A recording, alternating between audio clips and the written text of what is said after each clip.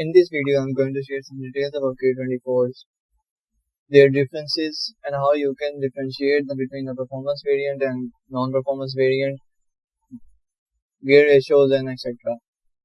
I have seen people making a lot of fault perceptions, so I'm going to clear them up. I'm going to start with the difference between RAA and RBB head. Left side पे आपके RBB head है and right side पे आपके RAA head है. RBB में आप देख सकते हैं both intake cans vtec है. This is the vtec lobe.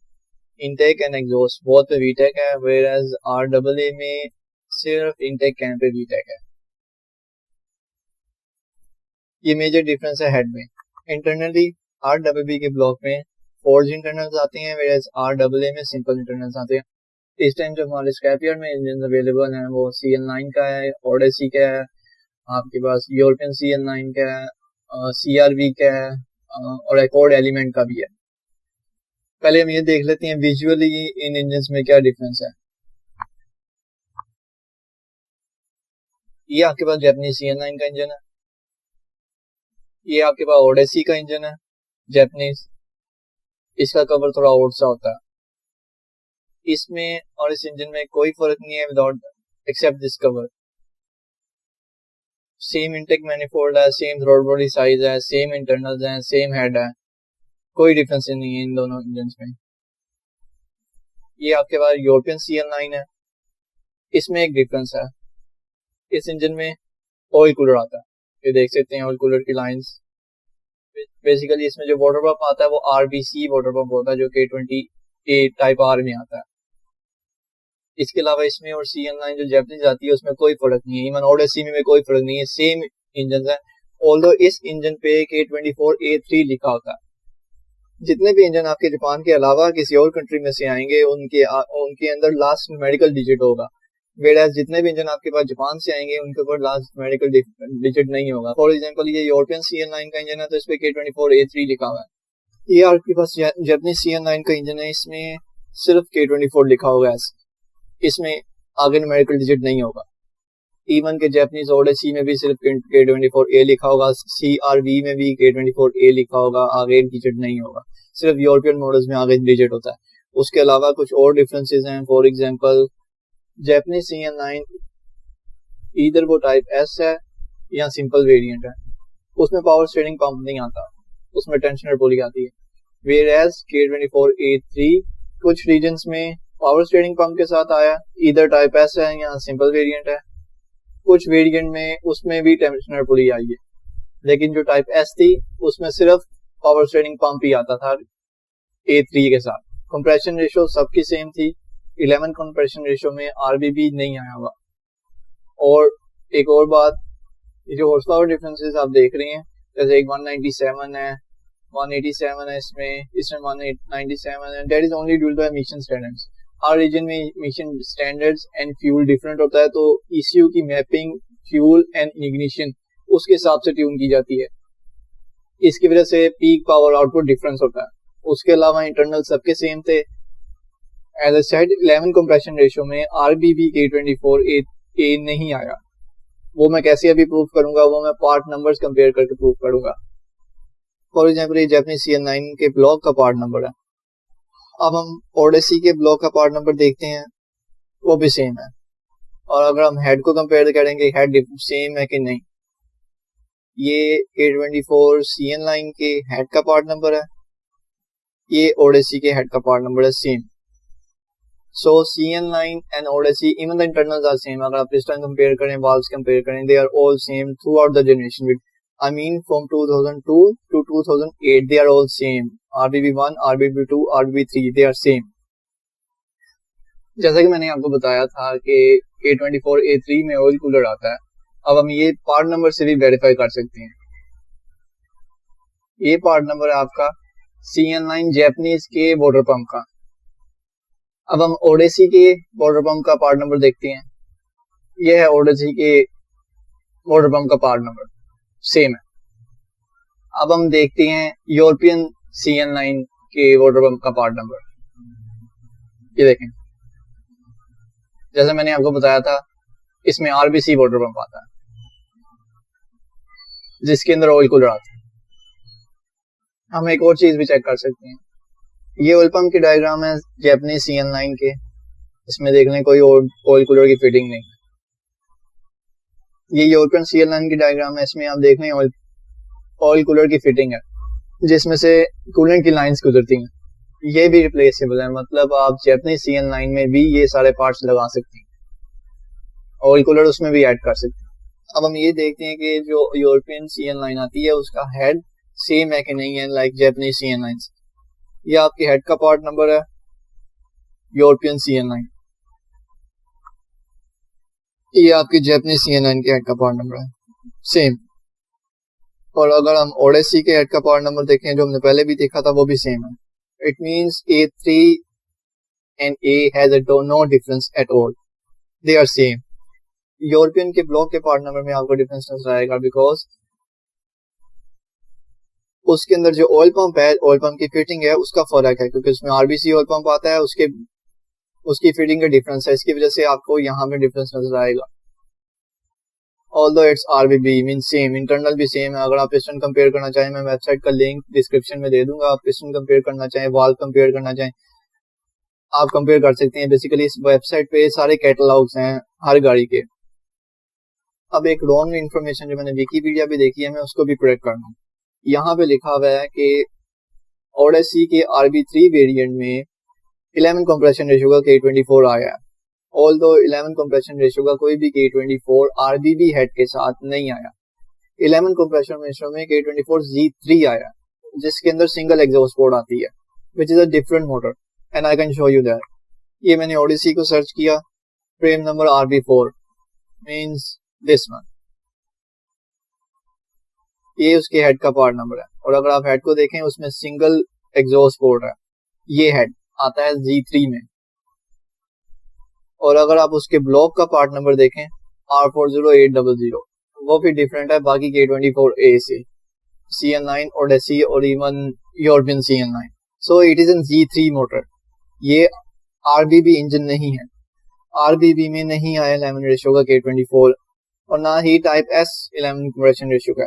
Even कि ये टाइप S भी Z3 इंजन है फ्रॉम 2008 टू 2013। ये कंफर्म करने के लिए हम जो ओडेसी के ब्लॉक का पार्ट नंबर है वो सर्च करेंगे। ये मैंने उसके ब्लॉक का पार्ट नंबर सर्च किया, ये दो चेसिस नंबर्स आई हैं कोड की।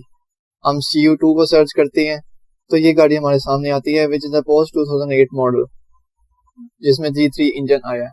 मींस के ओडेसी एंड अकॉर्ड आफ्टर 2008 उनमें Z3 इंजन आया 11 कंप्रेशन रेशियो का।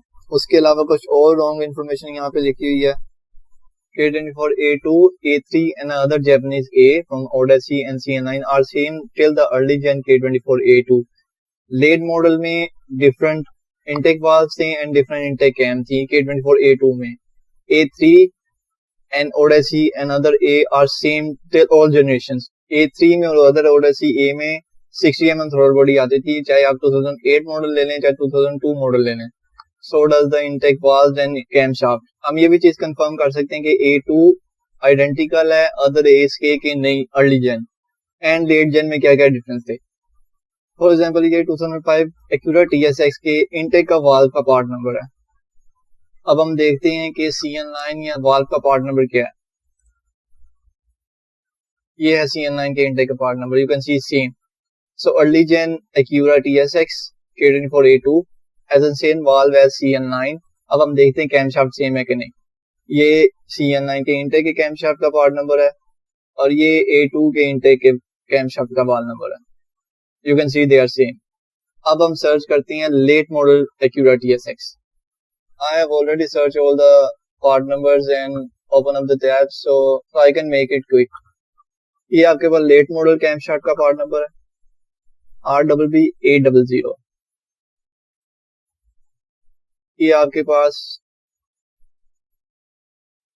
अर्ली जेन का पार्ट नंबर है। You can see late gen and early gen has a different camshaft part number RBB800। So only the Acura TSX k24A2 late gen has a different camshaft। Now let me search the valve part number। This is the inlet valve of 2008 model Acura TSX. You can see RBB A00, which is also different as early gen, जो कि early generation से different है. ये early gen का part number था. Now it is confirmed that only late gen Acura TSX has an aggressive camshaft and bigger intake valve. Let me see if it has a different throttle body or not. Now let's compare the throttle body of Acura TSX early gen, Acura TSX late gen and CN9. So this is the part number of Acura TSX early gen and this is the part number of CN9 throttle body. They are same. अब हम देखते हैं late जेन TSX की throttle body का part number क्या है. This is the part number of late gen Acura TSX throttle body. आप देख सकते हैं different है. मीन्स के throttle body भी सिर्फ Acura TSX late generation की ही different थी, बाकी सब k24A से. इवन कि अगर आप यूरोपियन k24A3 का लेट मॉडल देखें, फॉर एग्जांपल,